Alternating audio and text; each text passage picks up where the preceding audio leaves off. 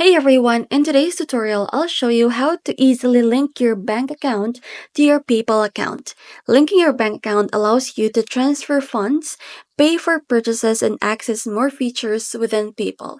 So let's get started. First thing is go to PayPal account in your web browser and then click login at the top right corner of the page and then enter your email address and password and click login. Once you're logged in, click on wallet at the top of the page, this one right here.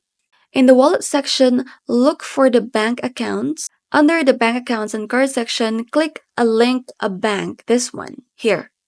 And after that, enter your bank's routing number and your bank account number, your bank code and account number, bank name. So, and after that, just hit this link your bank. And after you link that, you will see here on the left side of the wallet page your bank account.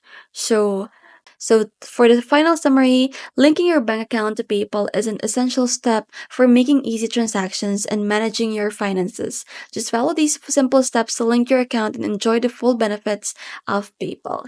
And that's it for today. I hope this video helps you and don't forget to like and subscribe for more quick tech tips.